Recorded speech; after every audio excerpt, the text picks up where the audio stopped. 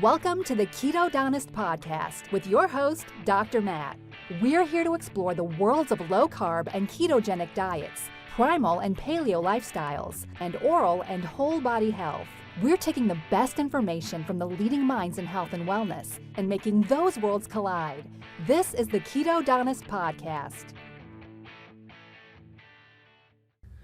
Hello again, everybody. Welcome back to the Ketodontist podcast. My name is Dr. Matthew Standridge. For those of you who don't know, I'm a practicing dentist here in Yates Center, Kansas, in the United States. Also a certified primal health coach, certified fitness trainer and nutritionist through the ISSA. I'm a coach for the Keto Gains boot camps, certified Menno Henselman's trainer, all that good stuff. And since the beginning of 2016, I've lost almost 100 pounds now by adopting a primal ketogenic lifestyle to help correct my metabolism, heal inflammatory issues, improve mental clarity, cognition, all that stuff. And so while this show isn't meant to be giving specific medical advice, after seeing the improvements in my and my family's quality of life through this diet and lifestyle change, I had a spark was ignited and inspired to spread the message of healthy, real nutrition to my patients, community, and now you. The show will also track my further weight loss and increased health and really help act as a guide to other people's better health and wellness. So today I'm really excited because I'm going to be getting into an interview here in a little bit with Dr. Bill Schindler. This dude is awesome. It is so great to talk with him. He is an archaeologist, anthropologist. He's doing really cool stuff on taking this ancestral health, ancestral wisdom, and how to apply it to a modern lifestyle. He's had shows on National Geographic. He has a pilot on Curiosity Stream. He's creating his own food lab. It's just really, really cool stuff, and I don't want to take too much time to get into that because we went for almost an hour and a half. So it's going to be a good, decent long episode. Before we get to it, I want to give a shout out to our sponsor, Butcher Box. They've got a really cool sale going right now until the 16th of February. So depending on when you listen to this, but we've got 2 filet mignons and 2 pounds of salmon for free if you take up this offer. That is pretty dang awesome. For those of you who aren't familiar with Butcher Box, I think it's amazing what they do. So the trifecta with Butcher Box, they focus on convenience, quality, and value. You get this delicious meat, high quality meat delivered for free right to your door. It's premium meat, 100% grass-fed, grass-finished beef, heritage breed pork, free-range organic chicken. And so it's just really, really great quality stuff that no matter where you're at, you can, in the U.S., you can get it delivered to your door. So that is just super, super exciting. We're working on getting an affiliate link up so that I can just have you, you can just go and give a promo code. We're not there yet, and so if you go over to my IG there and the link, I have it linked there. If you go to my link tree, that's linktr.ee/Ketodontist. I have it right there that you can just click and it'll take you right to the offer. Take advantage of this, man. I know I am, because that's good stuff. So without further ado, we're going to be getting into Dr. Bill Schindler. And it's just such a great episode. We had so much fun. We could have had a 3-hour long episode, to be honest. I could just geek out with him so much about the evolution of everything, how tools really made us human, tools and then later fire, how everything that we have now is based off of the probably accidental creation of tools back when. Also, how the modern diet and evolution over time, how that's affected our jaws and our teeth. We get to nerd out a little bit about that. So, yeah, getting on 5 minutes here. So, without further ado, here is my interview with Dr. Bill Schindler. If you want to learn more about Dr. Bill, you can visit www.drbillschindler.com. Schindler is spelled Schindler, DRBILLSchindler, drbillschindler.com. Also on all of his social medias, it's at Dr. Bill Schindler, DRBILL Schindler.com, or Schindler. And then also he has an Eastern Shore Food Lab, which I find is pretty dang interesting. And you can learn more about that by visiting www.washcoll, so WASHCOLL.edu. That stands for Washington College out in Chestertown, Maryland. So without further ado, here is Dr. Bill Schindler. All right, everybody. I want to welcome our, I'm very excited. I'm kind of geeked out this morning about my guest here, Dr. Bill Schindler. For those of guys who don't know who Dr. Schindler is, he is the founder and director of the Eastern Shore Food Lab. He's an associate professor of anthropology and archaeology at Washington College in Chestertown, Maryland. He's also the co-star of both the National Geographic series, The Great Human Race, which I loved, and Curiosity Stream's The Modern Stone Age Family. He is a food archaeologist, primitive technologist, and chef. He travels the world documenting traditional foodways and works to draw inspiration from the deep archaeological record, rich and diverse ethnographic record, and modern culinary world to create food solutions that are relevant, meaningful, and accessible today. Bill is a strong advocate for traditional foodways, which I am too, it's pretty awesome, and is constantly seeking new ways to incorporate lessons learned from his research into the diets of modern humans. His outlook on food has revolutionized the way in which he and his family eat, and he attributes much of the health his wife and 3 children enjoy to the nutrient-dense, hunted, gathered, and fermented foods that comprise a significant portion of their diets. He empowers people around the world to eat like humans again by reconnecting them with their food, past, environment, and communities through speaking, teaching, and writing. You can check his stuff out at drbillschindler.com for more information. We'll link all of that, all of his social media stuff in the show notes. So we'll revisit that at the end of the episode. So we'll get that all out to people. But Bill, welcome to the show.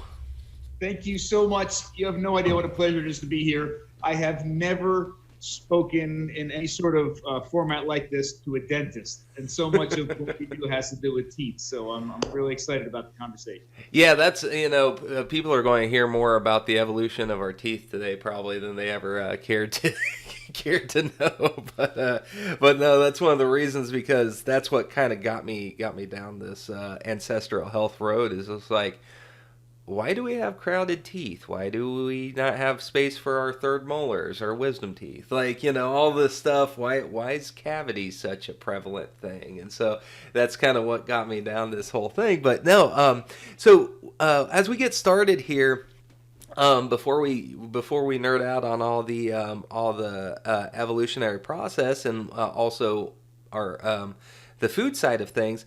Tell us a little bit more about your story, both as far as your own health journey over time, and then also kind of what led you into the archaeology, anthropology space. Sure, I'd love to. My own journey is an interesting one, and I don't think very much unlike many of the people that are now, in the ancestral health community at some level, and finding that is such an incredible way to regain health, or for many people, and gain health for the first time. Mm-hmm. I grew up in New Jersey, not far from the beach. If you've ever watched Jersey Shore, I grew up right near Jersey Shore, right near where they filmed that.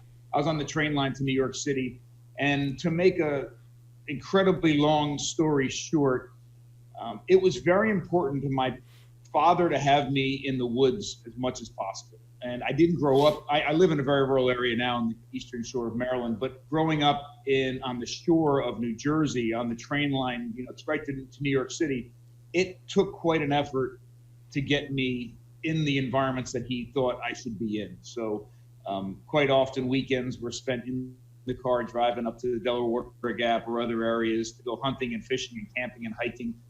He had me trapping at an early age behind the county library, right in the stream behind the county library near our house.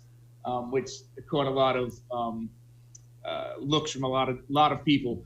But it was really important to him to have me outside, and I grew up because of that in a much different way than the other kids around me. And at the same time, my mother and my grandmothers had me in the kitchen on a regular basis. But despite that, what you would think of as an incredible connection to food, which it was, I was really unhealthy, right? I was chubby, and during some years I would consider myself obese. I was awkward. I was, and I associated being outside to a connection with my father, right, and the environment. I associated being in the kitchen with a connection to my mother and my grandmothers, but I never felt this connection between me and my food and my health. In fact, because of the way that I felt looking in a mirror, the way kids made fun of me or beating me up, which happened on a regular basis for a few years, I associated food with something that made me ugly or made the kids make fun of me, right? It was an unhealthy relationship with food.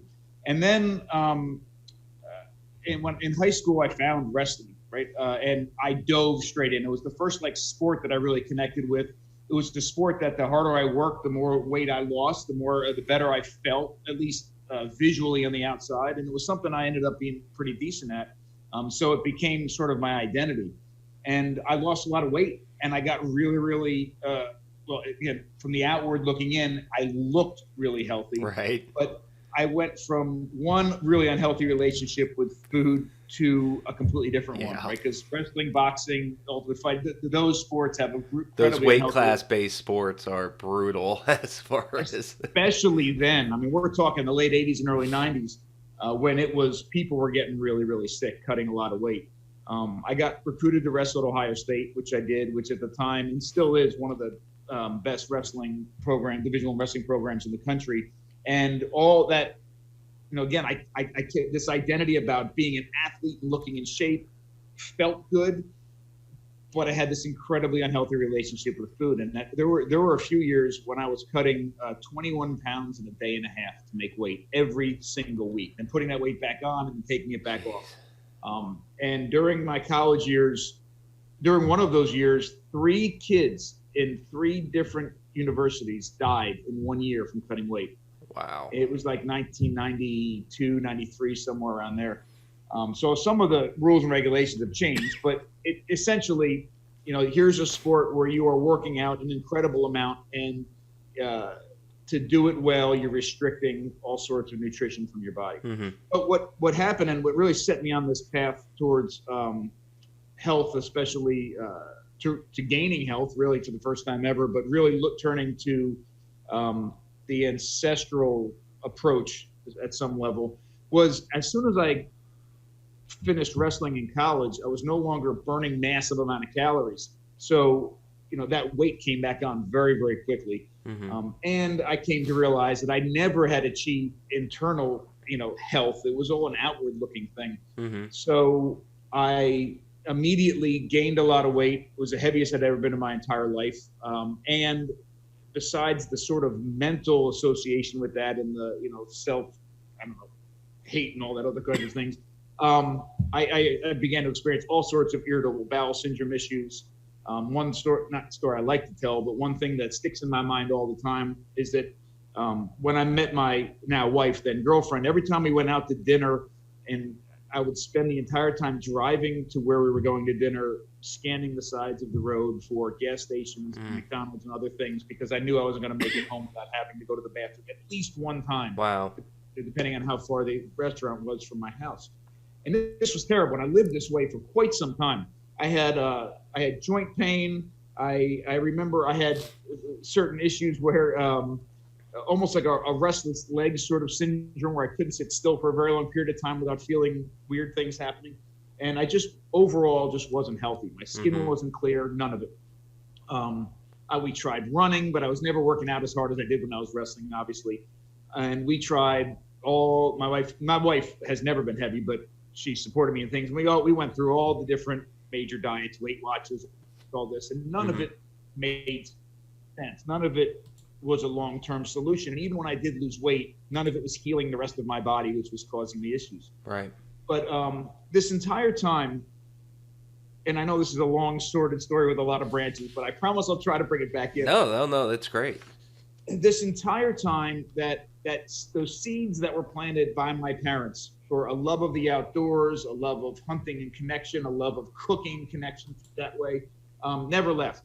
So I continued to cook this entire time and spend a lot of time in the kitchen. I just wasn't making healthy food. Mm-hmm. And I continued to love being outside as much as possible. And I really, really fell in love with hunting and fishing. There was something that, and foraging, there was something that, a feeling that was inside that I couldn't put my finger on, that when I was able to harvest my own animal completely start to finish, I felt something. Not contentment isn't the right word, satisfied isn't the right word. It more has something to do with a sense of responsibility and, again, connection in ways I couldn't connection really. Exactly. So, but the problem was not a problem, but my father and I would hunt. We'd hunt with guns, we'd hunt with bows, but the bows were these $500 complex compound bows, and I was always searching for something more. And this is what drove me to archaeology, and it drove me to archaeology very, very early on. I wanted to learn how to make bows. I wanted to learn how to make arrows. I wanted to hunt, myself, and things I made and harvested myself. And that wasn't too difficult to find information on. But what was difficult to find information on at the time was how to make the arrowheads. Like how do you make the stone points? And I didn't want to just make a stone point. If I was hunting in Monmouth County, New Jersey, I wanted to make the same kind of stone point that people living there several thousand years earlier were making out of the same kind of rock. And I know this seems a little excessive, but it really set me on this path. So I started to dive into the primitive technology community, which is a community of incredible people that are so highly skilled. And some people make stone tools, some people replicate pots, some people brain tan deer skins or weave baskets, all sorts of things, metallurgy, all of it. And I started to get a lot of these questions answered. I was making my bows, making my arrows, making my stone points, but it really opened my eyes to archaeology and the power that archaeology has to provide that connection, that interpretation of the past that I was searching for my whole life. So that's what I started doing.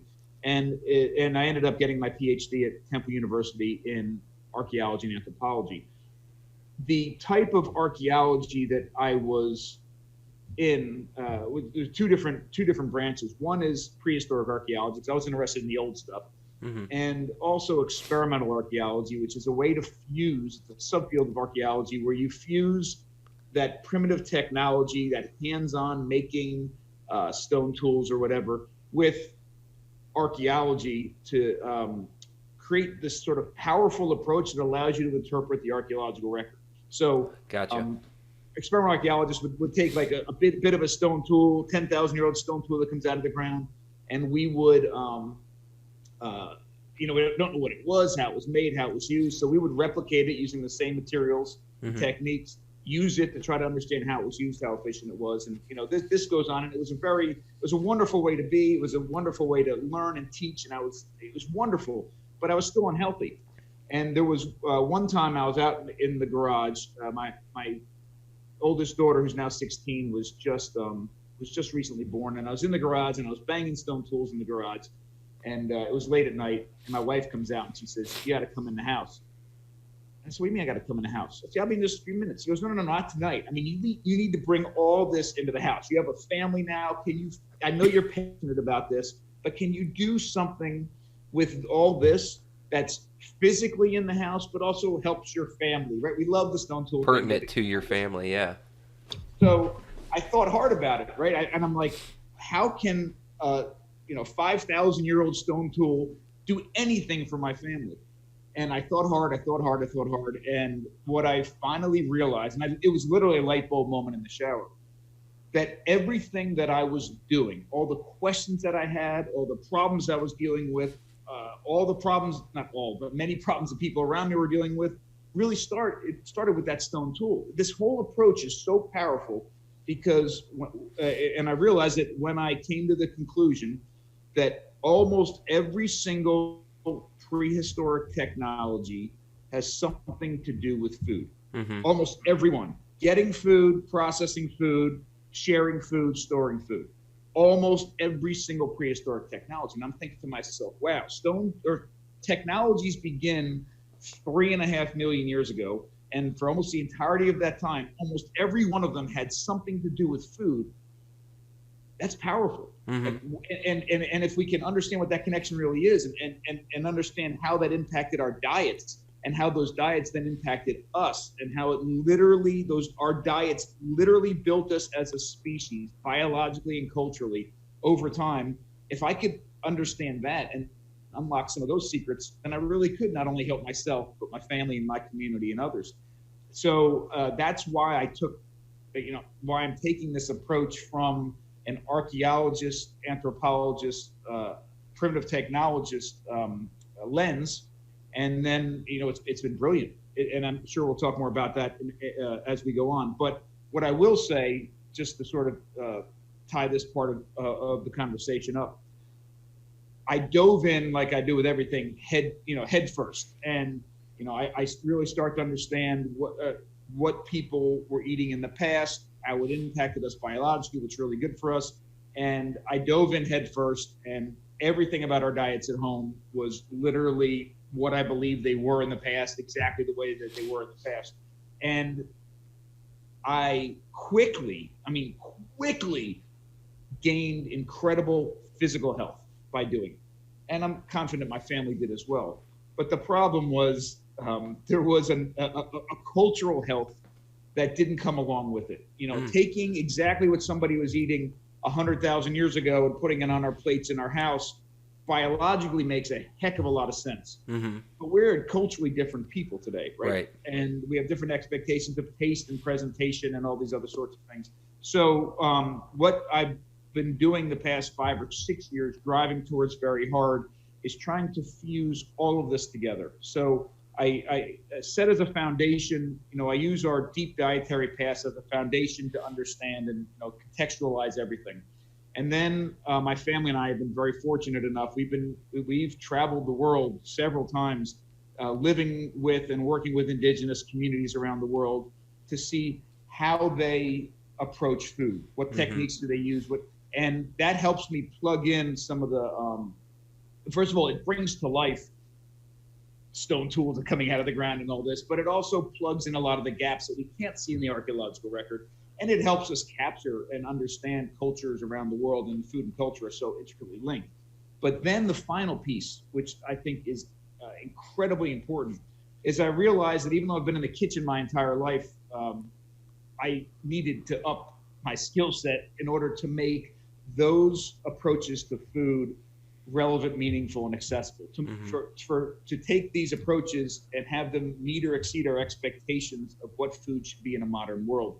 Because if you can't do that, it's not going to work. It's not going to stick. Yeah. So I started to train at the Italian Culinary Institute in Calabria and the School of Artisan Food in England and several other places, and work with some experts to try to bring my skill set to the place where I could actually accomplish this. And the final piece of it is what you see in the background here. A few years ago, I founded the Eastern Shore Food Lab at Washington College, which is where I currently work. And this is a place where we take all that information, all that work, and connect people with food. And through that connection, connect them with literally everything that it means to be human. And this is one of the outlets, but this is one of the places that amazing things happen. People come through this door, students, faculty, staff, and community members. And if we do our job right, leave with an entirely new set of eyes about their health, food, and their place in the environment.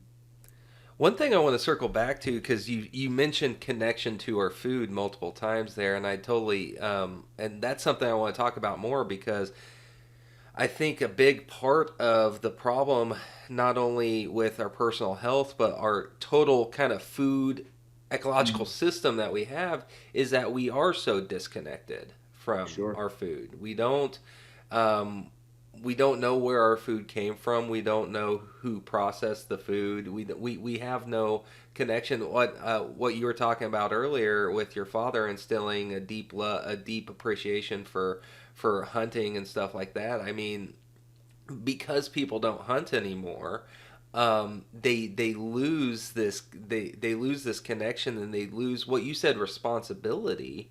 You know, like, you know, I go deer hunting with my dad still to this day, and you know, when we kill an animal and we field dress it, and we load it up and we bring it home, and then we process it at home and stuff. I mean, you feel a connection, but you also feel, at least for me, it's like I've taken this life, and not that's not morally good, or you know, good or bad. It's the way nature is, but I feel responsible to then utilize it to the best of my abilities. You know what I mean? And so I wanted to talk a little bit about that, like how people, you know, not necessarily that everybody has to go hunt all their own food and all that stuff, but what ways do you see people being able to get back to being connected with the with their food, and what ways are applicable that that will work for the majority of people? Actually, that's a fantastic question. So I do think that connection piece, that is the key, right? You know, in fact, I fully believe that it is only through reconnecting with our food and focusing on how we eat and not just what we eat, that we can empower ourselves to feed our families and our communities the most nourishing diets possible. Mm-hmm. And it starts with that connection. Our connection to our food started to break down when we started farming. And this is not to bash farming, because Right. We can talk much more about that later on. But what that did do is well, actually, let me back up. One of my favorite people on the planet is an incredible archaeologist by the name of Seamus Caulfield. 70-year-old archaeologist. He's like a mountain goat, runs through the mountain. He's incredibly in shape, but he speaks like a sage when he talks, with a beautiful Irish accent. And literally the first time I met him 5 years ago, he told me that the two things that disconnected humans from their environment, which is, I think, where this really did begin, right? But it's very old, was number one, when we stood up and took our noses away from the ground. Mm-hmm. Because, you know, we don't use our nose, we don't use that sense any longer. And our view of our environment, our sense of it, is completely transformed as soon as we stood up. But that happened 5 to 7 million years ago. But then he said the second biggest one was when we created footwear. Now, this is coming from a guy who grew up in a tiny fishing village in the northwest coast of Ireland, and he wore shoes about 3 months out of the year as a kid. And he said, when he puts the shoes on, you no longer have to worry about where you're stepping. If it's Right. sharp, if it's this, if it's a stick or whatever, if it's wet, you know, you just trudge right along. Mm-hmm. And again, all of these things may seem little, but our experience of the environment around us is completely transformed through things like taking our nose away from the ground and putting shoes on. And I think, what I told him was, I think the third biggest one was when we started farming. And we started taking ourselves away from the direct acquisition of our food through foraging, hunting, trapping, whatever, and having other people. You know, one of the huge things that happens with farming is that a few people grow a lot of food for a lot of people, and other people get disconnected from their foodways. And there's a lot of other changes, obviously, that happen, but that's a big one. Then the industrial. So we went from, and we can do the whole timeline in a minute, but we went from foragers, right, millions of years ago, to not hunter-gatherers. It was scavenger-gatherers at about 3.5 million years ago, where we were scavenging the flesh off of carcasses killed by something else. The remains, picking the leftovers. Gotcha. So we're introducing meat into our diet, but not organ meats and things. And then, so 5 to 7 million years ago, we were foragers. Essentially collective foragers. 3.5 million years ago, we were scavenger foragers. 2 million years ago, we were hunter-gatherers. So we were gathering wild plants, but we were also killing animals on our own, which provided us first access to that animal. So we had all of it, the organs, the blood, the fat, stuff, and the meat. And then when we started agriculture 15,000 years ago, we were food producers. So instead of collecting it from the environment in all its different forms, we were producing it on the land. Mm-hmm. So we became producers about 15,000 years ago in different parts of the world. And then beginning around the 1700s with the Industrial Revolution, we became consumers. Mm-hmm. Most people in the world then started consuming. And that's where we are today. We are now consumers, where a very few select group of people around the world produce the food for us and we go and buy it. Mm-hmm. Right? So the majority of the world are consumers, which is the furthest disconnect from our food we've ever had. And what I'm proposing is that we become, and I know this is going to sound strange, but bear with me, we become modern Stone Age hunter-gatherers. In other words, mm-hmm. Now I'm not suggesting everybody goes out and is foraging and hunting for all of their food, although I do think everybody should do some element of that at certain times because it provides that reconnection. You're just not saying that they need to go into their neighbors' yards and hunt their neighbors' dogs and cats. And no, but there's something to that. The cats especially. No, but what I am suggesting is this. I believe that we humans are one of the weakest species on the planet, and as a result of that, we have an incredibly difficult time getting food from our environment. And if you just look at yourself, take yourself away from this sort of human-centric idea that we're these amazing beings at the top of the food chain. Look at yourself and picture where, no matter where you are in this country right now or in the world, if I stripped you down naked and took all your tools and technologies away and threw you in the middle of the woods, and you knew everything that you could eat, like you knew every wild plant, every poisonous thing, all the behavior patterns of animals, if you knew all that, and you had absolutely no tools, clothing, anything whatsoever, and you had to rely on your physical makeup, every one of us would die. I don't care if you're Bear Grylls, I don't care who you are. We can't do it. So we have an incredibly difficult time getting food. More importantly, and this is where the modern day sort of hunter-gatherer thing comes in, we have an even weaker digestive tract.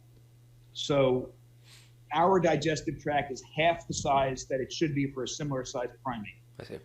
Our teeth, now you can call me on this, but our teeth have literally shrunk over time. Mm-hmm. So if you look, I wish I had it to show you right now, but if you look at the dentition of even a 2.5 million year old Homo habilis, our ancestor, mm-hmm. whose head was half the size of ours and our brain was a third the size of ours, their teeth are still bigger. Mm-hmm. And I'm not even saying that we have to do the calculations to say, oh, relatively. No, they were still bigger and over time got smaller. So what we've essentially done is over millions of years, our digestive tract relative to our body has shrunk. Mm-hmm. And when I say that, the entire thing, our guts, from our mouth all the way down to the other end. From hole to hole, it's all gotten. And our teeth, and I'm not even saying relatively, our teeth have gotten smaller.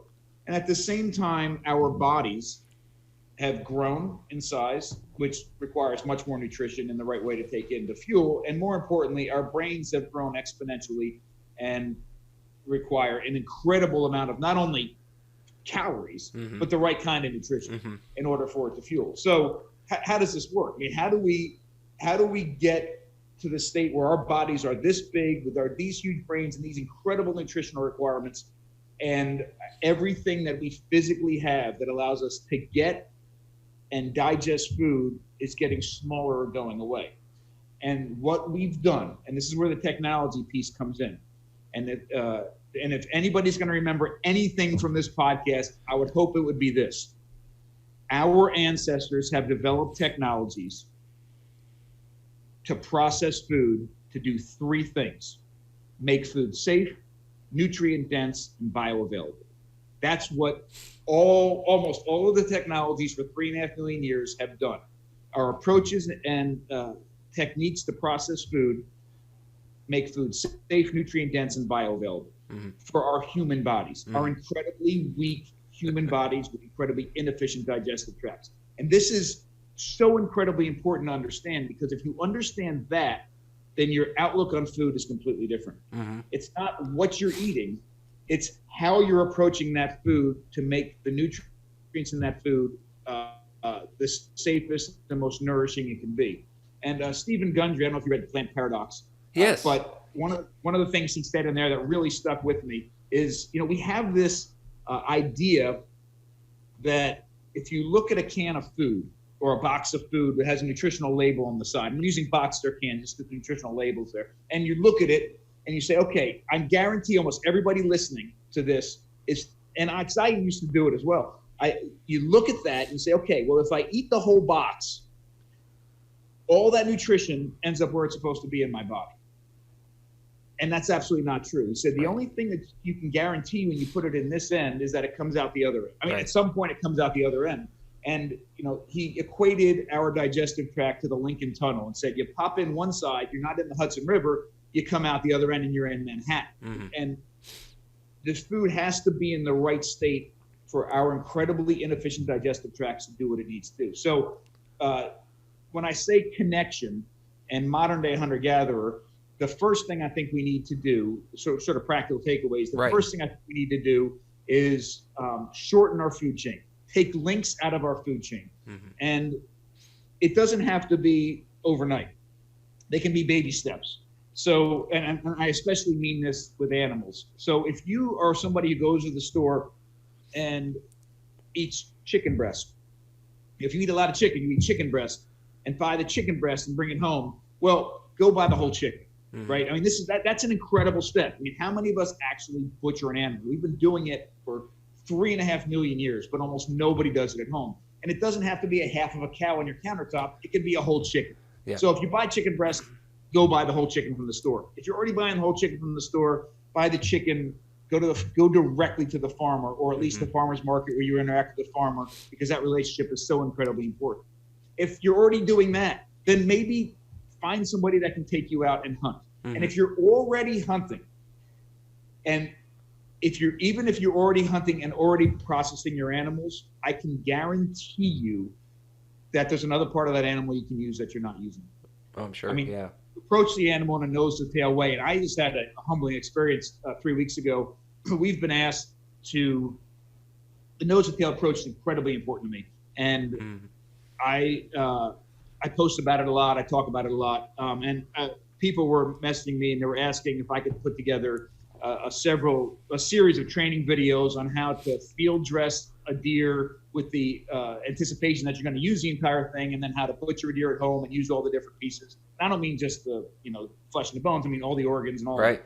That. So my wife and I spent several days filming this with several deer. We did it with deer. We did it with geese, but it's going to expand to get ready to provide something before next hunting season. And now remember, I just spent days filming videos on a complete nose to tail approach to animals.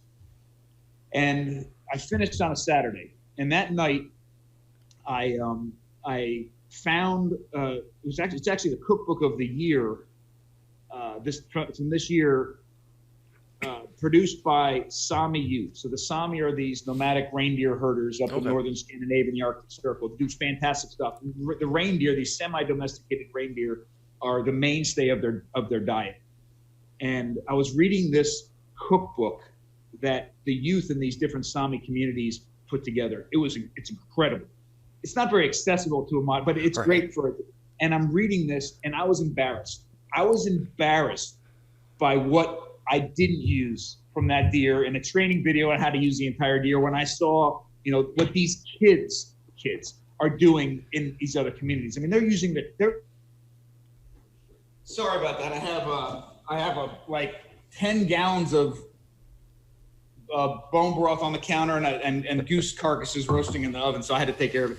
Well, where did I leave off? So you were talking about how you just recorded that video and everything. You're reading this cookbook and you're just flabbergasted that these quote unquote kids had been able to do so much, and you just recorded this video and realized how much you could have still done. So that's what we're talking about. So as far as the connection goes, I think that's incredibly important. Hunters. So if you're using an animal, if you're consuming animals at all, which I think are essential to our healthy human diet, remove links from your food chain. And that helps. And it helps put a face back on the animal. You know, for some reason, we value, as modern Americans, modern Westerners, that we don't have to burden ourselves with thinking about the animals. Right. We need that's a huge problem. We need to put a face back on the animal. But the other thing that I mentioned earlier, this how and what almost all nutritionists, doctors, people, dietitians, people, health coaches, everybody's interested in what we eat, right? What should you eat? What should I eat? And these are the questions that everybody's asking. And I think it's the wrong question. You know, eating is such a incredible experience for us, and there's so many feelings that we have when we eat, not just cultural ones, but biological ones, senses of pleasure and satiation and disgust.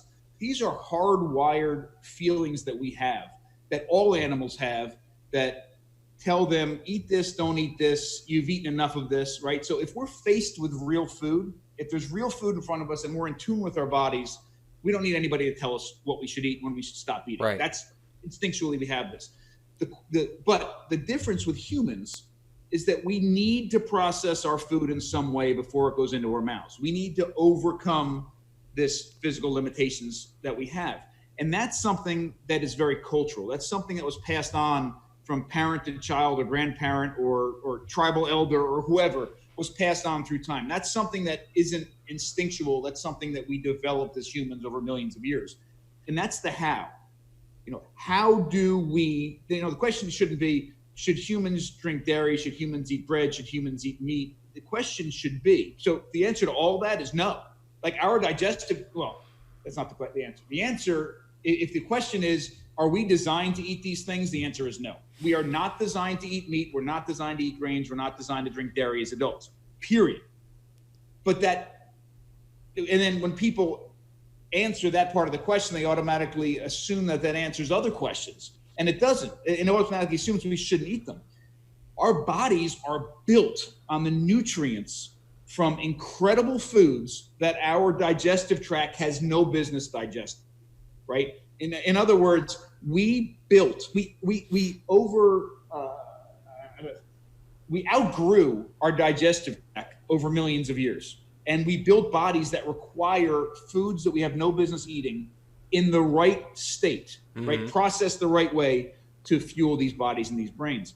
So it's not what you're eating, it's how you're eating it. Yeah. So, and it helps with that. So like bread, for example, if I handed you a loaf of sourdough bread that took a day and a half of wild and, wild yeast and bacterial fermentation, or a loaf of sourdough or a loaf of Wonder Bread, which takes, I am not kidding, start to finish 1 hour, from flour to mixing to rising because of the machines I have, to baking, to cooling down and sticking in a plastic bag. 1 hour. Jeez. We call both of those breads and ask questions like, should humans eat bread? And try to answer it while we have two completely different foods in front of us. The context is completely different between the two, yeah. But it's with every food, and that's the how piece, right? How do we approach dairy? How do we approach that? These things. So getting back to that, I'd love to hear a little bit more about the evolutionary timeline, and you hinted on it a little bit earlier about when we were foragers and when we were scavengers, when tools started coming in, because you have all these camps. You have to me the spectrum. On one end, far end, you have the vegan camp, and the other spectrum, you have the carnivore camp, and then you have a whole lot of in the middle. And the very vocal ends of the spectrum will say, oh, we're designed to only eat this. Oh, we're designed to only eat that. And what you're saying is, well, we're not really designed, just inherently designed to eat any of those, but it was the creation of tools, utilization of tools to then gather, process, our foods that has made all of this possible. So can you unpack that a little bit more for us? Sure, absolutely. And let me start by saying this. So first off, these different camps, and these different camps that are set up, whether it's carnivore, keto, whatever on one side, and fully wholly plant-based and vegan on the other side, and then people putting up the fences and the sentries around it, and Right. it's ridiculous. Yeah, right. I agree. And one reason is because we're not designed to eat any of it, including the plants, which we'll get to in just a second. It's the wrong approach. Although, in one of the issues is that our modern American diet is so bad that anybody doing any of those things sees results. Right. You see results on Yeah, any of it. absolutely. And we get fooled into this false sense of this is the ideal diet for the human body, and none of it is. Now, it's all better, right, than our modern Western diet, and some are better than others. But I wholeheartedly believe that the ideal human diet hasn't been created yet. Right. It's not in the past, and it certainly isn't any of these. Although, again, I hold a lot of value in I think there's a lot of value in keto. I think there's some really wonderful takeaways from the carnivore approach, and I love the ethical stance that a lot of the vegan community has. Right. So there's wonderful things in all of it. Don't get me wrong. I'm not bashing.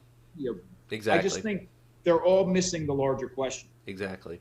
So this is a strong statement, but I think it'll help lay the foundation for what I'm going to say when we do the timeline. Plants can hurt you or kill you long after they're dead, and animals can hurt you or kill you when they're alive, right? So again, animals can hurt you or kill you when they're alive. Plants can hurt you or kill you long after they're dead. Nothing was put on this planet to feed us. Right. Everything was put on this planet, and everything that they do in their own defense mechanisms are so they can do one thing: reproduce viable offspring. That's the only, nothing's here for us. Right. None of it is. Right. So what we have to do as humans, as we grow with more nutritional needs and our digestive tracts and our teeth are shrinking, we have to find ways to take these inherently dangerous things from our environment, make them safe, and unlock the nutrients. And if we don't do that, we get sick and become malnourished, or in some cases die. So we don't. There's a hypothesis called the carrier hypothesis that suggests that humans can outrun any animal on the planet and run them to death. And while that is actually true, and it's a very long story, and it's really cool, and there's people in Africa that still do this. It's not a viable way to get mass amounts of food. Right. You literally run like marathon distances and have to bring the animal. It's not a viable way to do it. So realistically, we don't have the ability to jump on dangerous large animals and rip them apart with our teeth. Right. So the technologies we've developed over time to access nutrients in animals are all about hunting that animal and butchering it, taking it open. Right. So that's what we do. And we overcome those animals' physical defenses that are teeth and big muscles and claws and horns and other kinds of things. We safely access the animals by killing it from a distance.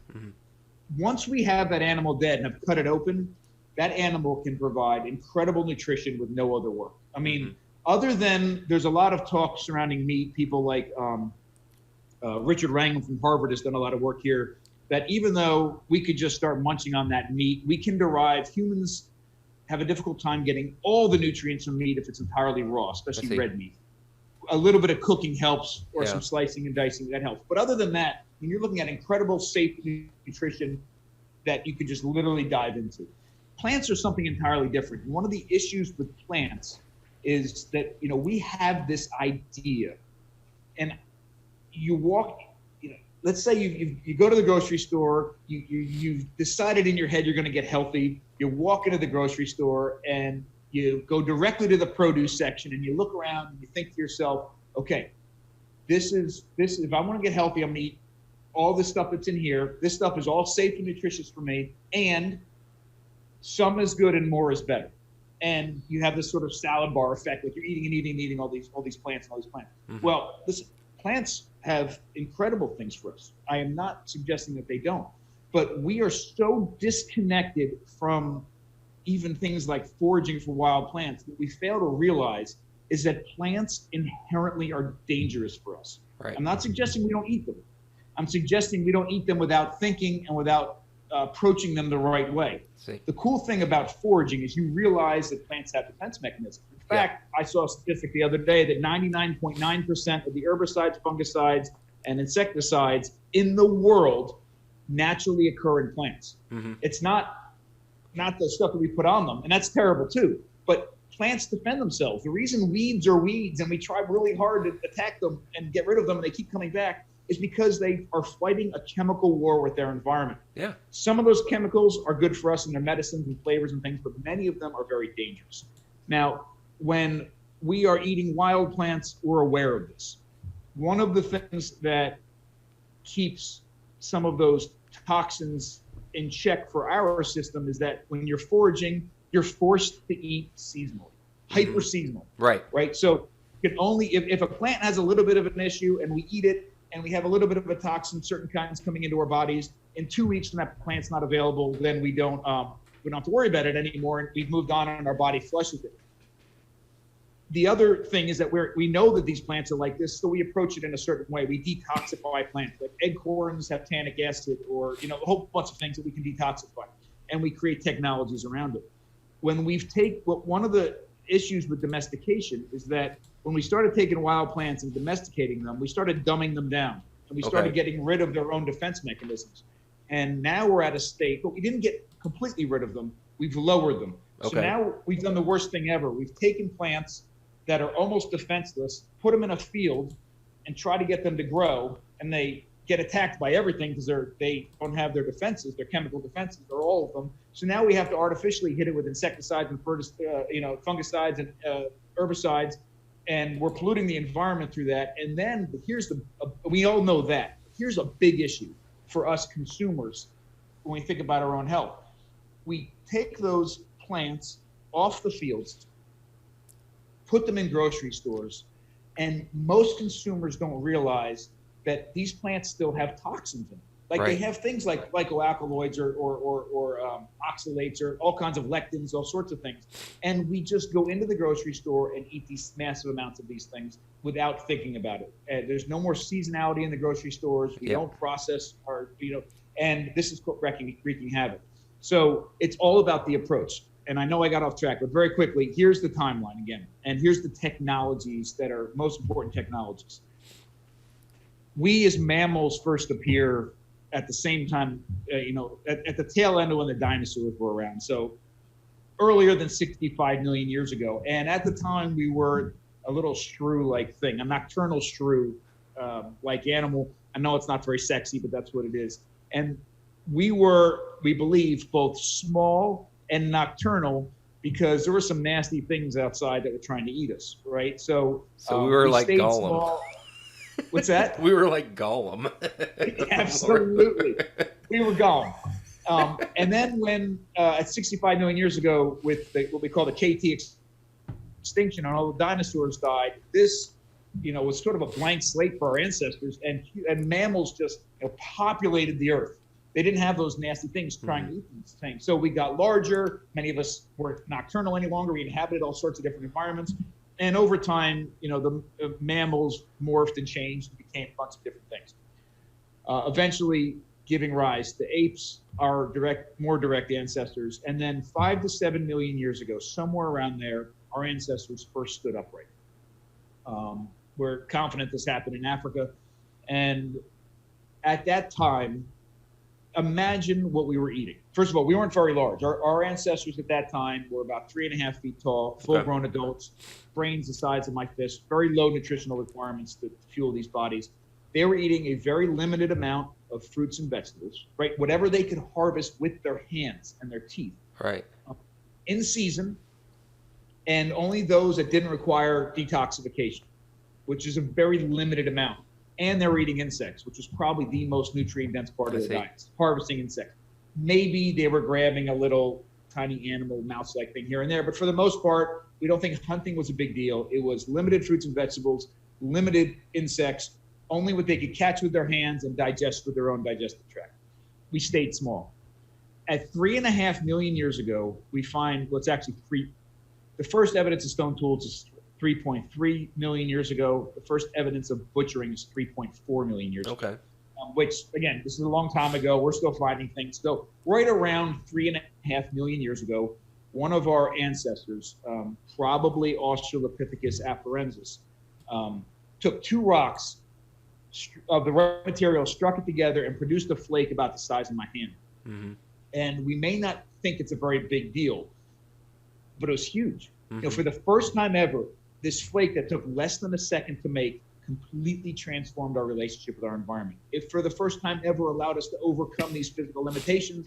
And I'm sorry that you're not going to like this part, but we didn't just need our teeth anymore, right? Right. And no, it's true. One of the things people say is, well, we shouldn't be eating meat because we don't have huge canines. Right. Well, we don't need huge canines. Yeah, we haven't exactly. Years, right? So what they were doing with these tools was butchering carcasses on the savannah of animals that were killed by something else. Right. Right. And when we look at other predators today, we see what the behavior's like. Like a lion or something will kill an animal, will rip it apart, go right into the middle, and eat all the organs and the blood and the fat. It immediately eat all the good stuff. And then it'll go off and, it's gorged itself and it'll go off and rest to digest. Yep. And this left a limited amount of time for some of our ancestors to run in, if they had a tool, to take some of the meat and then bring it back to safety and share it with the elderly and the young and the sick, right? So we've introduced at this time meat and a little bit of marrow. We see evidence at this time period that they're busting open long bones to get it marrow. Mm-hmm. What's really, when you look anatomically at our ancestors at this time, the introduction of meat doesn't seem to make a huge difference. We don't have, we see a little bit of a body size jump, we see a little bit of a brain size jump, but nothing really significant. And it could be several factors. It could be they weren't doing too much of that, right? They weren't meat, scavenging this meat didn't happen on a weekly basis. Yeah, it wasn't the foundation of their thing. Yep. Right. It could be also that meat, while more nutrient dense than plants, is the least nutrient dense part of an animal. So what happens is 1.5 million years later, when we begin hunting at 2 million years, there are two significant changes in our approaches to food that revolutionize our bodies. One is fire, so we can cook our food. Right. Two is hunting. So that means we become the lion. We are the person who kills the animal, and we have first access to the most nutrient-dense parts. We can access the blood and the organs and the fat and all that. And when we do this, our bodies jump almost overnight, in geologic terms, overnight to really close to modern proportions. Like Homo erectus is almost the same size as us, with brains that are not the size of ours, but getting a heck of a lot closer. And I'm convinced that it's not meat in our diet that makes that change. It's animals in our diet that make that change. Fat, organs, and all this. And fire huge as well. And then over time, we begin to get better at all the, we continue to get better at all the things that we're doing. Hunting gets better, butchery gets better, cooking gets better.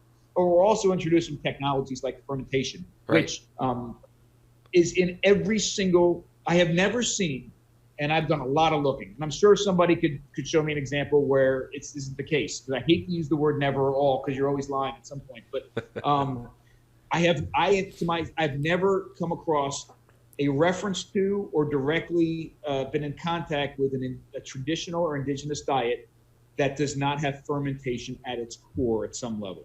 Really? Fermented vegetables, fermented meat, fermented dairy, fermented grains, fermented something. And quite often all of those things. So things like fermentation, detoxification, or curing, aging, drying, coagulating, nixtamalizing, all these technologies allow us to make food safe, nutrient dense, and bioavailable. Mm-hmm. That's sort of the timeline. Gotcha. And so with that, you mentioned teeth earlier about two sides shrinking as we invented tools and everything. I'd like to talk a little bit more about the changes that has happened since agriculture, that 12 or 15,000, and how has that possibly even accelerated change since over this time? All right, now I'll tell you what I think. And I'm starting to get into your territory here, so feel free to rein me in a little bit. But I will say, as a complete complete side note, but incredibly important. My best friend is a dentist. My best friend since kindergarten is a dentist. So we've had some of these conversations. I'm coming a little bit armed, but I'm probably going to sound a little ignorant at the same time. Okay, so teeth size shrinks over time. And one of the reasons it's shrinking, and the argument I'm trying to lay out here, is because I'm not saying we don't need our teeth, but Right. we don't require our teeth to process for the primary form of food processing. Right, exactly, yeah. So if you use a knife, if you use a blender, if you use a, food processor, those things. We're not tearing and gnashing to the point that we used to have to. Exactly. Absolutely. Yeah. But we still use our teeth. Right. Quite a bit.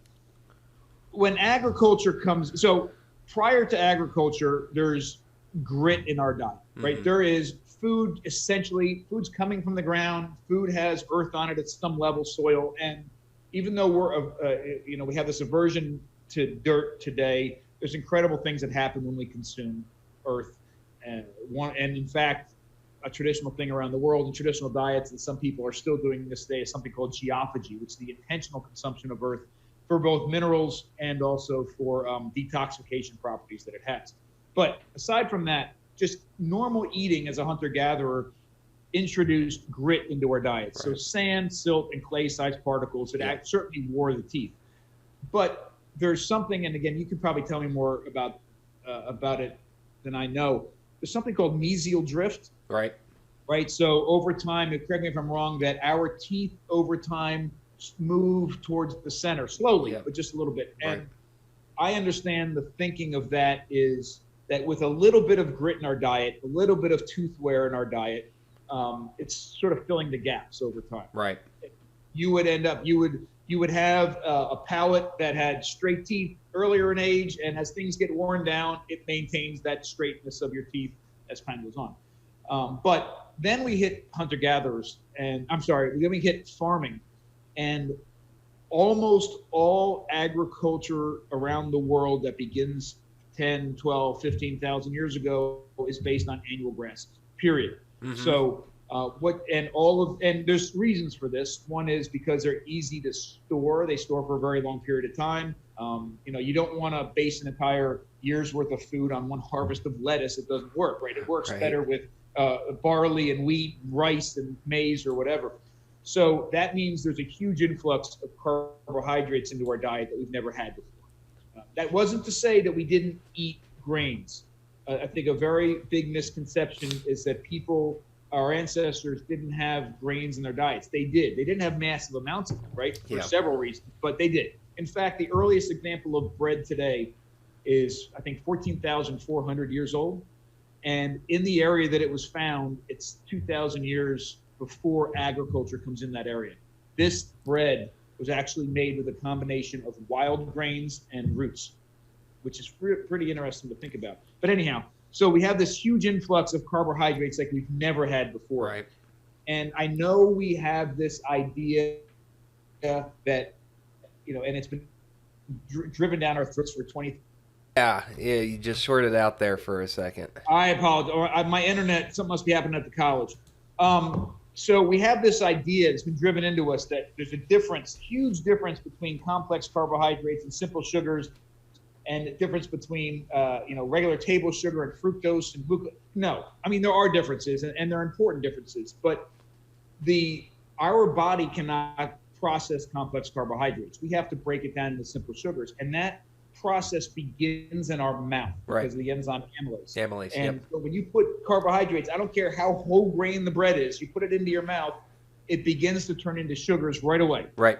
So, so we have all sorts of issues with sugars in our teeth and starches and all these things. And at the same time, most of these traditions are grinding on stone, right? All of the grains that they're bringing in from the fields.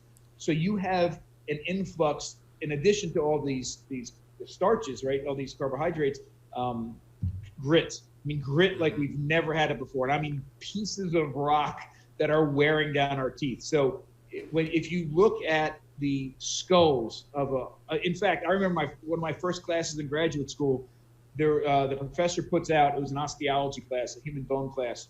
I knew nothing about bones. I mean, nothing. He put that out skeletal remains from the same place in Pennsylvania, same site, and one was a hunter-gatherer, pre-agriculture hunter-gatherer, and they're both Native American remains, and one was remains from a time period in the same place that maize or corn had come in, and they were eating massive amounts of corn. Gotcha. And he said, knowing nothing else, all he said was which one was the hunter-gatherer, which one was the farmer. And I could tell right away. I mean, the teeth were literally rotting and falling out of their heads. The bones were weak. You could see they were riddled with disease. And it's very interesting to see. Then we jump, and as far as teeth are concerned, then we move forward into a sort of the industrial revolution and modern food system, mm-hmm. where food is incredibly clean, incredibly processed, overly processed, and our teeth don't need to do hardly any work. And the food coming in has absolutely no grit. Yep. And here we have an issue. We still have this ancestral mesial drift, and our teeth aren't wearing down the way that they were before, but they're still moving forward. And we have people who might have straight teeth when they're 18, but at 40 years old, they have all this yep. tooth grout. It's very interesting that we have this weird thing that we call teeth that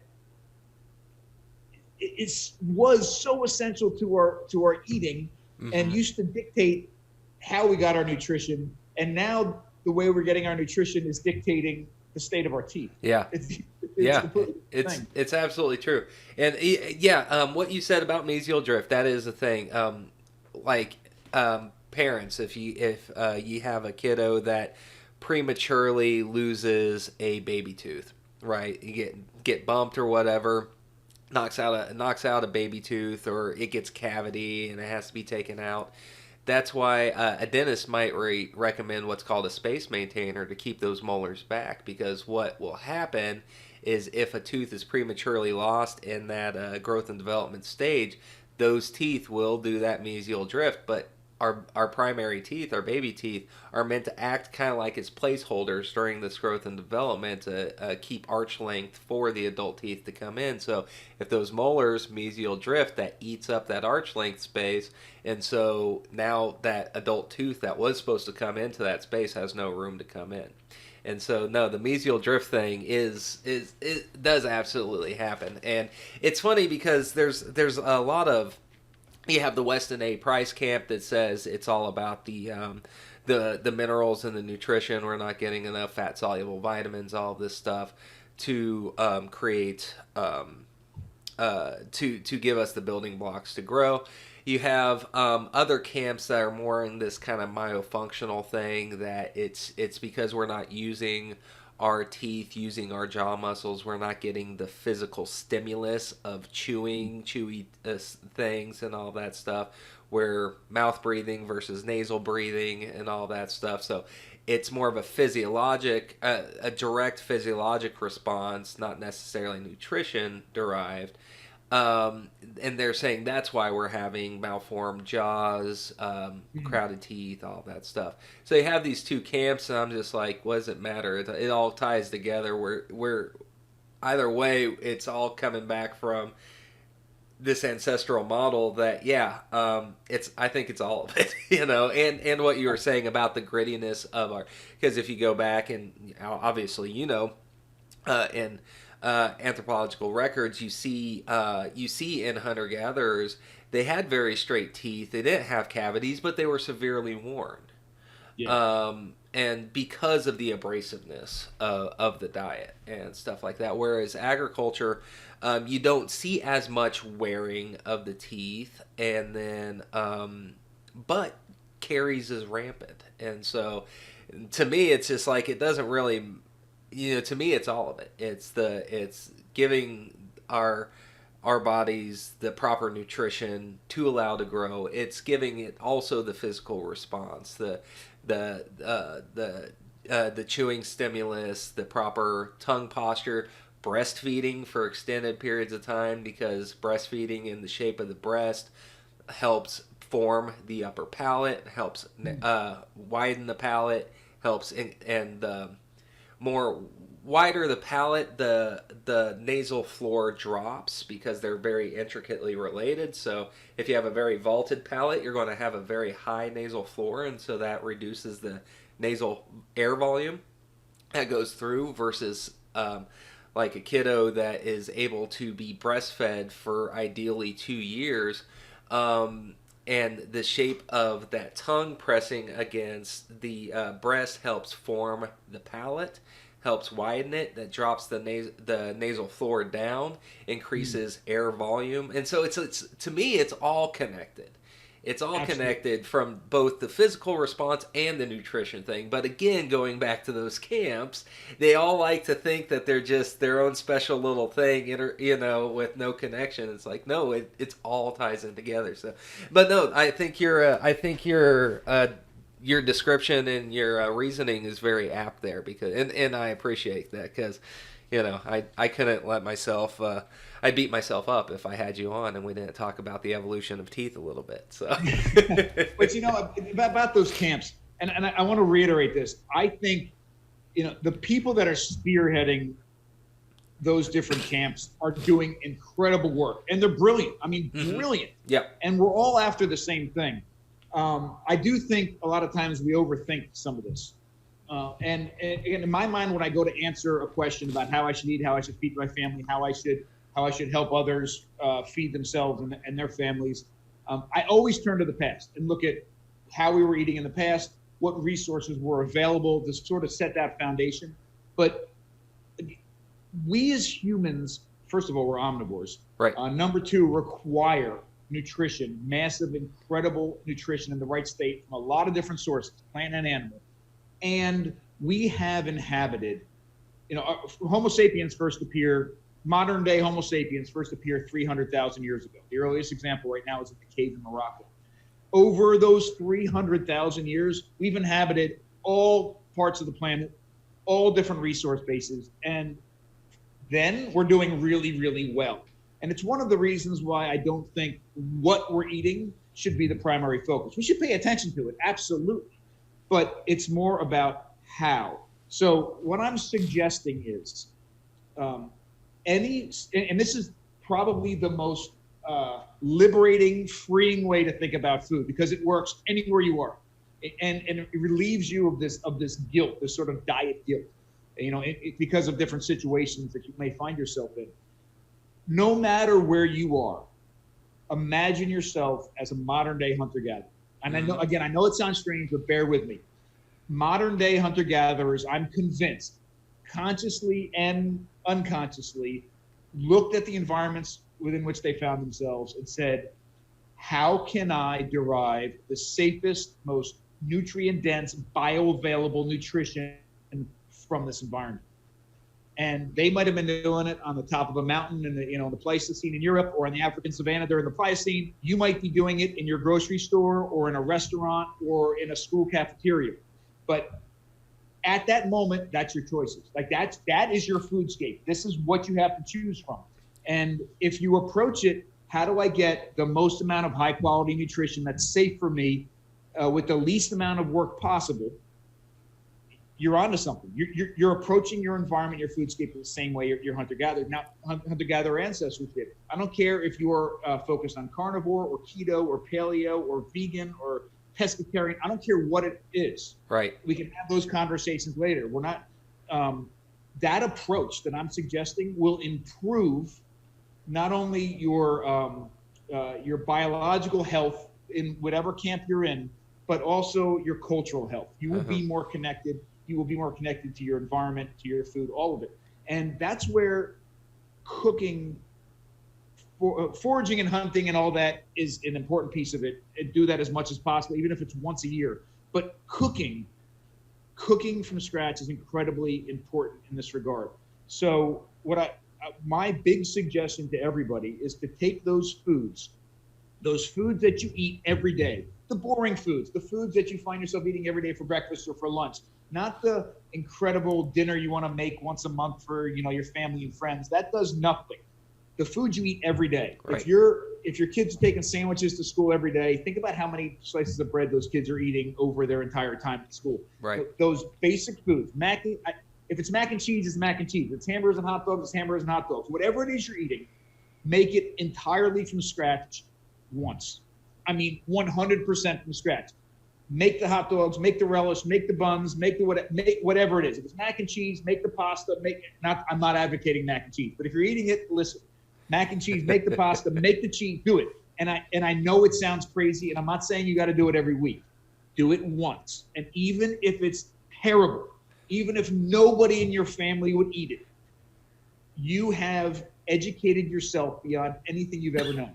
You can now, maybe you end up making it all the time now. But if not, you're at least walking in the grocery store, and all the power of the marketing and advertising is gone. Like, you're literally ripping down a veil, and you're looking at the bread aisle through an entirely new set of eyes. You're an informed consumer.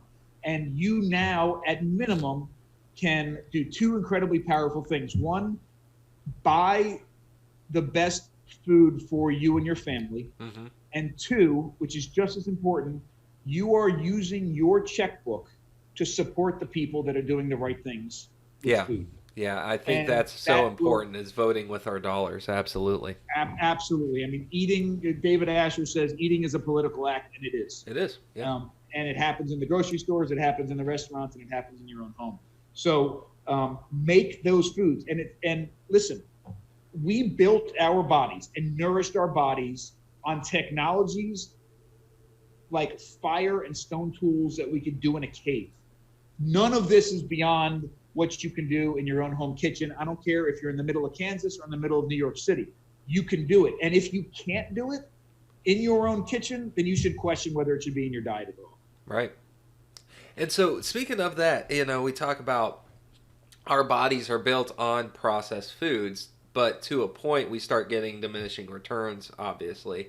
One of the things that I preach about on this show is really against the hyper-processed, hyper-palatable foodstuffs, not real food, but these frankenfoods that are meant to just like elicit this synaptic response when you eat it, to just gorge on it, but it has zero nutrition, because it's and that's my thing. And I want to talk with you a little bit about ways to, like, how you view increasing nutrient density of foods, because if there was one thing, if there's one thing I would have folks to focus on, it wouldn't be keto. I mean, I know I'm the ketodontist, but I'm not a keto zealot. It's whatever works for people. But if folks would focus on nutrient density, because we don't have nutrient dense food, we have caloric dense food with very, very little nutrition, and so that's why it's so interesting to see, and tragic to see, a population that is obese and malnourished at the same time. Absolutely. And going back to the nutrient density part of it, what ways can folks do to seek out a more nutrient foods readily available, but B, like you talked about plants earlier, and people just going to go to the salad bar buffet or whatever, what ways can they do at home as far as preparing food, cooking food, whatever, to increase the nutrient density and bioavailability of the foods? Sure. So it's great questions. And the first one, I think, and I love that you had brought it up, and it's something that I say quite often. We are at a place now, the modern food system is so broken, it's such a failure, that we are producing food that is so nutrient free that for the first time in the history of our species, we can produce obesity and malnutrition in the same individual. Yeah. You could think about how crazy that is. You can eat so much food that you're obese, but you're still malnourished. You're not getting the things that you need. So the issue of food, the word food processing is a really difficult word to use, because for the majority of the time that we've been talking, everything that I said about food processing was in a very positive sense. Right. But there's a huge negative connotation to it today. And they are same word, two different things. When I talk about food processing in a positive way, I'm talking about the way our ancestors would approach food and process it to get it ready for our bodies, to do the work outside of our bodies that other animals internally do. We don't have that apparatus to do that. So we process food, get it safe, nutrient dense, and bioavailable, then eat it. Those food processing technologies are incredible and built us. The food processing that takes place today, the majority of it, is at the expense of the nutrients and quite often at the expense of the safety. And the mindset of people that are processing food, it's all about money. So we're talking about food processing to increase shelf life, food processing to increase uniformity, to make food look pretty, food processing to do, anything that gives them more money, that's food processing. And almost always it's at the expense of the nutrients. So that's something to consider. But our mindset is screwed up at the same time as well, because most of us, our ancestors, like I said earlier, I believe, would go out consciously and unconsciously and say, how do I get the incredible amount of nutrition from this environment with the least amount of work? It's focused on nutrient density. Most of us today want to eat all day long and not get fat. I mean, that's what our culture today is based on. Right. We're snacking and we go to a bar and we're drinking beer and we're snacking, and then we come home and we have some snacks, and the next day we're talking, we have this food and culture and, social situations are so wrapped up in one another. We're always finding ourselves eating, and the marketing industry is focusing. So we have this thing that, okay, we need to eat all day. And if I'm going to eat all day and not get fat, I need to seek out nutrient-free foods. So many of us that want to go on a diet, want to lose weight, think that the way to do that is to seek out nutrient-free foods. Well, you know what? That doesn't work. That's what we've been doing for decades, and it doesn't work. Yeah, 100-calorie rice cakes and all these. Right, because we're so focused on this need or this idea that we want to fill our bellies and then we'll feel full. Well, filling our bellies and that instinctual feeling of satiation and fullness can be two very different things. Yeah. Right? If you sit and eat a steak that has a layer of fat on it, you can feel full and satiated. You can eat a salad that's this big and you'll feel full but not satiated. Right? You're tricking your bodies. So nourishing ourselves does not mean going to the salad bar every day. Nourishing ourselves means getting real food, taking that real food and putting it in the right state for our bodies, consuming that food in the right way. And I know this is going to sound really, really strange, but if you think about it, it's not. Every single meal that you eat, every single one of them should nourish you. Right. And you should leave every one of those meals feeling good, feeling full, not too full, right, but feeling full, feeling satiated. Everything about the feelings that we have, the responses we have from eating food are hardwired in us. Those are the same sorts of feelings that every other animal that you see running wild, that are lean, that are healthy, that are agile, those are the same senses. There is no reason that you should feel like you are in need of something else when you finish a meal. You should not feel hungry. You should not, even when you're losing weight, you should not feel hungry. You should feel satiated and full and content. So you should not leave a table feeling, oh my gosh, I should have had something else. And you also should not leave the table having to unbuckle your belt. Right. You should leave a table and I know this sounds strange, but we've sort of normalized, oh, I'm going to go to dinner and I'm going to gorge myself and that's okay. I'm going to come home and I'm going to feel like crap, but tomorrow I'll do better. No, every single meal should be nourishing and satiating. Every single one of them. Now, you brought up, what should people maybe be doing in these other camps? And like I said earlier, I think there's a lot of validity in most of them, really. And I am not a dietary expert, but I'll tell you what I think and what we do at home.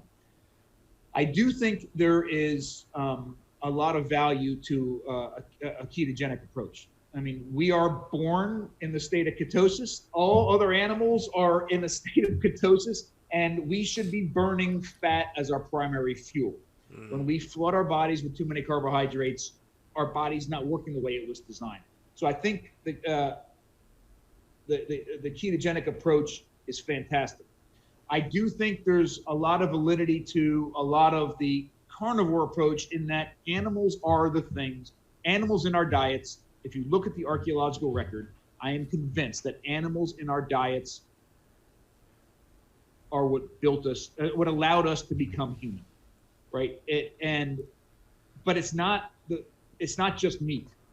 Remember, if the way that I'm interpreting the archaeological record is even close to being accurate, When we introduce meat into our diet, we don't see a huge evolutionary response, huge biological response. It is when we introduce the entire animal into our diet. And this not only makes sense from a nutritional perspective, but to me, as a hunter, as a fisherman, as a trapper, I have never enjoyed killing an animal ever in my life. Right. I love all the parts leading up to the hunt and the actual hunt itself. Right. And I derive incredible satisfaction from everything that happens after the animal's dead. I mean, the idea that here is an animal whose life I took, I can make the most of this and nourish my family is one of the most incredible human things, surrounding food that you can have. The killing of the animal, I've never enjoyed. I feel it's a sense of responsibility, but I've never enjoyed that piece. But think about everything that changes when you eat the entire animal, from an ethical perspective, from a sustainability perspective. Right. If it's a farmed animal, if it's a raised animal, domestic animal, from a financial perspective, right, everything starts to fall into place. So we love to bash the hunters that kill an animal and only take some of the meat, which in my mind is borderline. It's definitely unethical. It should probably be criminal, but it happens. Right. But all they're doing, in many cases, is replicating what they see in the grocery stores. Right. That they're replicating what most of us see as food is guided, informed by what we see packaged in the meat section in the grocery store. So I would suggest that anybody who has a problem with hunters who may not be doing a complete nose to tail approach should look at their own eating patterns. Right. And what you buy at the grocery store, because most modern Americans eat 3 animals. We eat chickens, pigs, and cows. Yep. And we only eat the same cuts of meat every week from those same 3 animals. Right. And you're supporting a system that only provides those things in the grocery stores as well. Right. It's overall. So we need to approach the entire animal for a ethical, nutritional, sustainable, and financial perspective to solve a lot of that. And I also think we should really consider what plants we have in our diet, when they're in our diet, and how we process them. Right.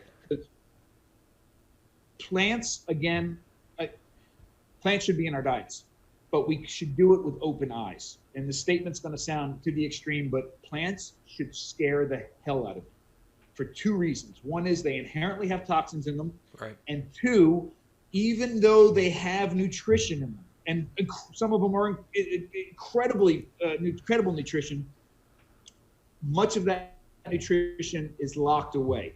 I see. And takes a lot of work for our bodies to access in some cases, and in other cases our bodies can't ever access it. It comes right out the other end. So we need to approach vegetables and fruits from the same perspective that our ancestors did. So one, we have to realize that domesticated fruits and vegetables are a completely different thing than wild plants and vegetables. So when we say our ancestors were eating fruit, therefore I should eat this banana, no, they're apples and oranges. No, they're completely different things, right? Because the wild fruits are not that sweet, are not that big, and they take a lot of work to harvest and also to process and to digest. Yeah. So they're 2 different things. A banana, I think, what is this? Coca-Cola is 10% sugar, and a banana is like 14% sugar. Right. Something insane. Right. So we should think about that. The other thing we need to think about is that vegetables, where they're grown, what things have been put on them, and how they've been grown is all very important. But also, we need to eat seasonal, right? Yes, absolutely. Spinach is full of oxalates. Now, it doesn't mean we shouldn't eat any spinach at all, but oxalates are a toxin, an incredibly horrible toxin that will build up in your body over time. And if you're eating spinach when spinach is available naturally in your area, it's not that big of a deal because your body will build up a little bit and then it won't have them anymore and it'll flush it out of your system. Right. But if we eat spinach every single day because we've taken seasons out of the grocery store, we can start spinach, Swiss chard, rhubarb, all of those, kale. We're building up a toxin in our body that our body never gets a chance to alleviate itself from. Right. And then finally, we need to realize that these nutrients need to be unlocked, right? So fermentation, if you're gonna do one thing tomorrow, if you're going to do one food processing thing tomorrow, I would suggest you start lacto-fermenting vegetables. Just make some basic sauerkraut or fermented carrot sticks or something, because that's not only incredible, but it's a gateway into, it's a stepping stone to a huge world of wonderful food processing. And while we're just talking about the vegetables and the fat real quick, I'm sure you've had people on that have talked about this, but the one thing I would do, however, to completely transform your pantry is to go home and immediately get rid of all your nut and seed oils, like all of them. And I'm sure you've talked about that quite a bit. In our house, we have the only oils that we have are olive or avocado, and they're fruit oils. We do have coconut oil, which is a nut oil, but we use that. We don't cook with any of those. We only cook with high quality animal fats. Lard, tallow, duck fat, maybe butter, ghee, duck fat, goose fat, those sorts of things. Nice. You know what you said, eating seasonally. One of the things that I'm for a ketogenic diet, and you mentioned this earlier, is that we are kind of born in a state of ketosis.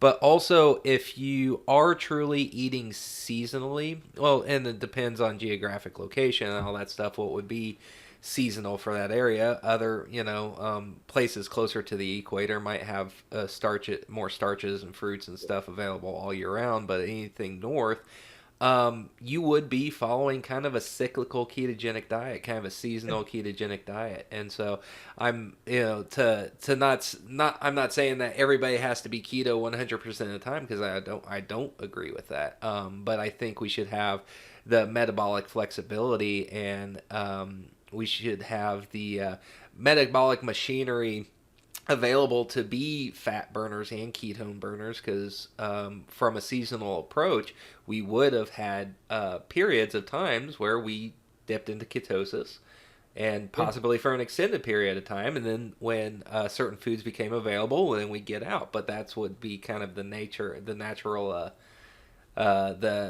cycle of things. So, but yeah, I'm glad you brought that up about this eating seasonally. So. All right, bud. Well, we are at like an hour and a half. Wow. The time has just flown. This has been awesome. But before we go, I want to talk a little bit about what you're doing now. So, we didn't have much time to get into your shows, The Great Human Race, but you have also another show that I haven't had a chance to check out just yet, but it's been on my list, is The Modern Stone Age Family. Is that still ongoing? Tell me a little bit about that.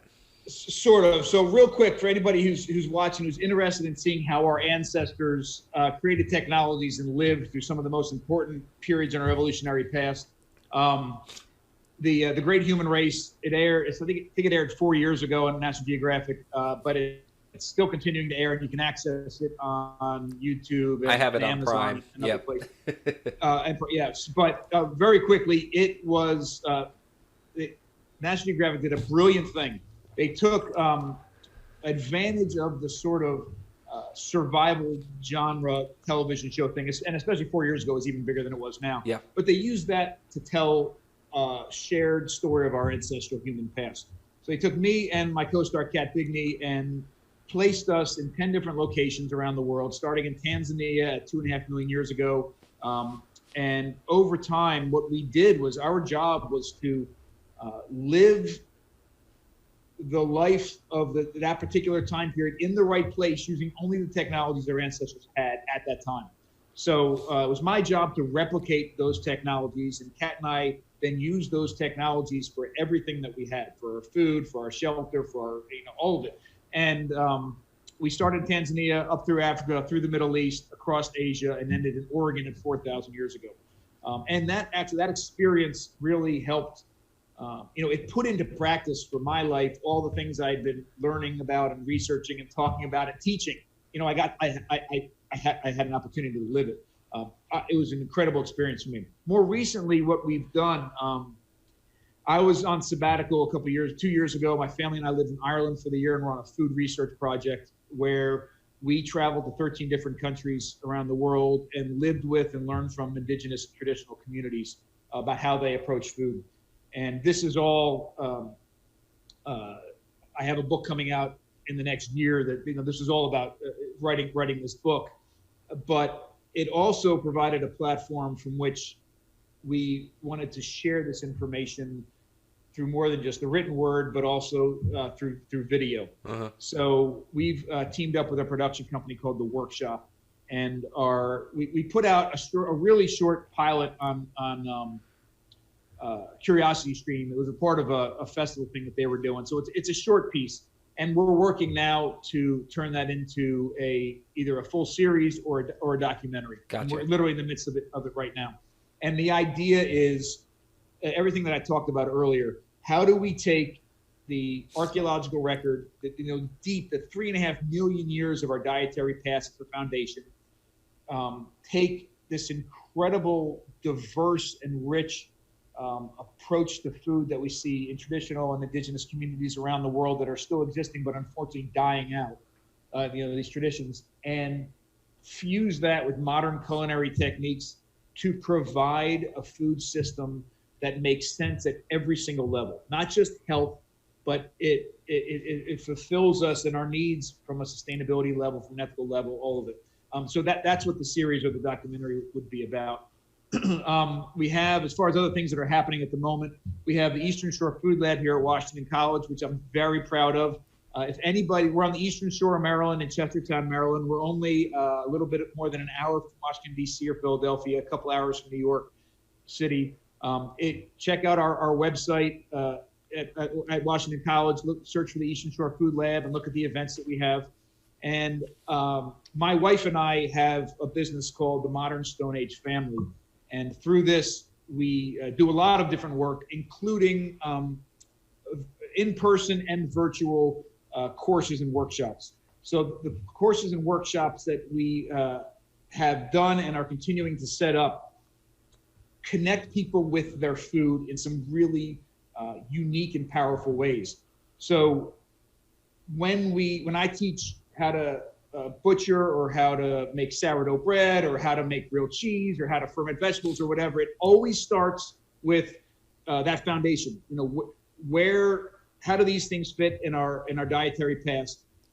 And then also, what did it mean? Like, what are the technologies involved with this? So, when we do a sourdough bread class in person, the first thing we're doing is we're chopping wood, right? Because we have to create fire where we're grinding grains and using stone tools. If it's a butchering class, the very first thing that we do is talk about our dietary past and how stone tools played a role, and then we make stone tools. Nice. We're actually making the stone tools, connecting with something that's 3.5 million years old, and then we go ahead and butcher. And we'll butcher with the stone, but we'll also butcher obviously with boning knives and other things because there's a real practical takeaway. Right. But the way that we're approaching it, which makes it really unique, is it's entirely start to finish. Like, you learn you're completely immersed in everything it means to make, acquire, and consume this food and how to share it. But the practical takeaways are things that you put on your table in your own kitchens at home. And we're really incredibly proud of that approach, because you leave not only armed with the skills to do this in your house, but you also leave with a new understanding of what it means to be human. Right. Right. And reestablishing that connection, I think, is going to play a pivotal role in moving things forward from here out. So, Dr. Bill, thank you so much for being on the show. It's been awesome. The thing is, I could talk to you for hours about this stuff. Likewise. And so, so I will link your website. I'll link the Eastern Shore Food Lab, all of your social media handles and everything. And so people and listeners of this show, I really, really recommend that you check Bill out and what him and his family are doing. They're just doing some amazing stuff. And I want this message to be spread because it's so pivotal. What reestablishing a connection with our food system, that is the foundation to how we are going to revolutionize health in not only in our country but in the world. So I truly believe in what Bill's doing, and I appreciate you very much for being on the show. So listeners, I hope you guys enjoyed the show, and like I said, really check out Bill's stuff. Check out check out his shows, The Great Human Race. I got it on Amazon Prime. So if you have that, he said it might be able to find it on YouTube as well. If you have Curiosity Stream, check out that pilot, and let's really rally behind Bill and support what he's doing. So until I speak to you guys again, take care, have a great day, and go be healthy. Bye-bye.